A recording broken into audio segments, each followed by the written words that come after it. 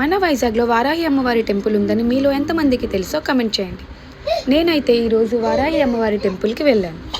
అక్కడికి వెళ్ళి చూస్తే నాకు తెలిసింది ఏంటి అంటే అది టెంపుల్ కాదు, పీఠము అని. ఎందుకు అంటే అక్కడ వారాహి అమ్మవారితో పాటుగా శ్రీ అనగలక్ష్మీదేవి మరియు శ్రీ రాజాశ్యామలాదేవి కూడా ఉన్నారు. యాక్చువల్గా అనగలక్ష్మీదేవి అంటే దత్తాత్రేయ స్వామి వారి భార్య.